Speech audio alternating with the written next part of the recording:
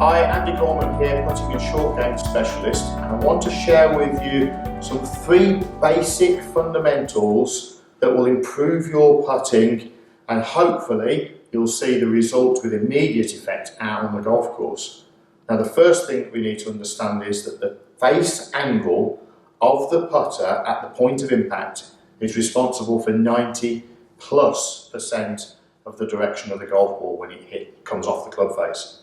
So if the face isn't square to your target line at the point of impact, we've got a huge battle to get the ball to start on line.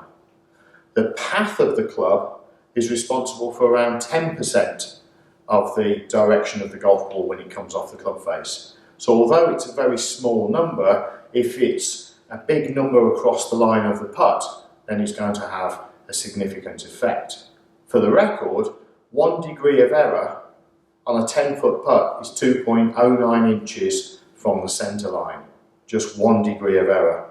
And believe it or not, we see a lot of errors bigger than that, either out on the golf course or certainly here in the studio when we're assessing using Sam Putt Lab. So it's really, really important that we can focus on the 2 key fundamentals of impact which are based on the putter. The third fundamental is the speed that's relative to the distance that you want to go at. So we're training distance control as well. I'm using the putting arc mat, which allows me to develop a skill based on, number 1, direction of the golf ball at the point of impact. I'm using a gate drill here. I've got a couple of weighted, basically door stops, and they will hold the mat in place but at the same time create a gateway for me to putt through. Just a couple of millimetres either side of the ball, and that will show me that I'm down to around half a degree of error. If I can get it through, these short putts are going in for fun anyway. Essentially then, I'm going to train the movement of the putter from side to side. I'm trying to get the face to stay square to the path of the club, and I want the path of the club moving in the direction of the target. So I've set the target line up with the hole, and I've got the perfect stroke training aid here to allow me to swing the putter along that movement from side to side. Now, I'm not actually training using my hands or putting using my hands. I don't use the hands to putt with. I use my upper body movement, my shoulder rotation in effect, my sternum's movement to the side of the ball. So if I was starting here and facing you, I was moving my sternum to the right, my right shoulder will move back, and then on the way through my left shoulder.